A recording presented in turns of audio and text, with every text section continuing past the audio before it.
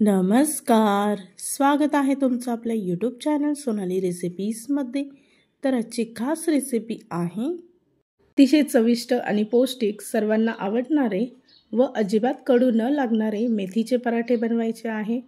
तुम्ही हे पराठे नाश्त्यासाठी खाऊ शकता किंवा ट्रॅव्हलिंगमध्ये सुद्धा हे पराठे तुम्ही घेऊन जाऊ शकता।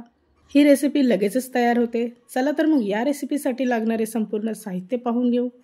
मेथीचे पराठे बनवण्यासाठी सर्वप्रथम इथे आपण अर्धी जुडी मेथी घेतली आहे।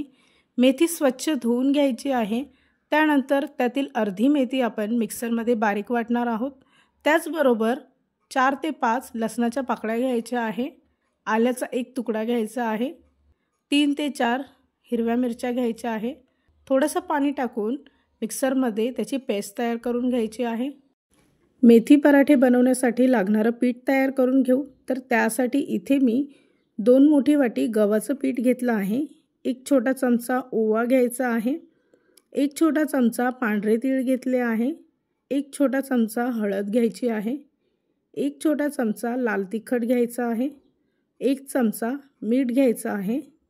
इथे आपण अर्धी जुडी मेथी घेतली होती, त्यातील अर्धी मेथी आपण मिक्सरमध्ये बारीक वाटली आहे। तर त्यातील अर्धी मेथी बारीक चिरून या पिठामध्ये टाकायची आहे।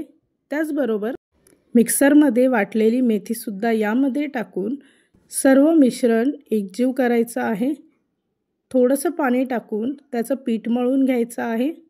मेथी पराठ्यासाठी लागणारं पीठ तयार करून झाल्यानंतर साधारणतः 10 मिनिटे पीठ झाकून ठेवायचं आहे व 10 मिनिटानंतर पराठे लाटायला सुरुवात करायची आहे। तर त्यासाठी मी पोलपाटावर थोडासा पिठाचा गोळा घेऊन त्यावर कोरडं पीठ टाकलं आहे व पोळी लाटून घ्यायची आहे। पराठा अगदी जाड किंवा पातळही नको, मध्यम आकाराचा पराठा लाटून घ्यायचा आहे। ही पद्धत वापरून जर का तुम्ही पराठे बनवले तर ते खूप सॉफ्ट व चविष्ट होतील। इथे आपण पराठ्यांचा आकार गोल ठेवला आहे। तुम्ही चौकोनी किंवा त्रिकोणी तुमच्या आवडीनुसार कुठलाही आकार ठेवू शकता।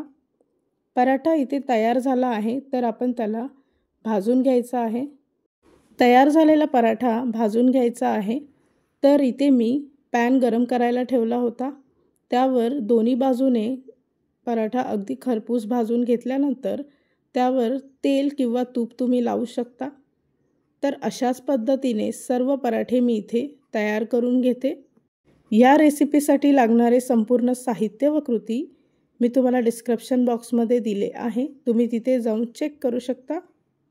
जर का तुम्हाला हा माझा व्हिडिओ आवडला असेल तर प्लीज लाईक, शेअर आणि कमेंट करा। चॅनलवर नवीन असाल तर सबस्क्राईब करा। सबस्क्राईब केल्यामुळे काय होईल, जेव्हा केव्हाही मी नवीन व्हिडिओ अपलोड करेल तर त्याचं नोटिफिकेशन तुमच्या मोबाईलवर येईल। आणि पुन्हा भेटूया आपण अशीच एक रेसिपी घेऊन।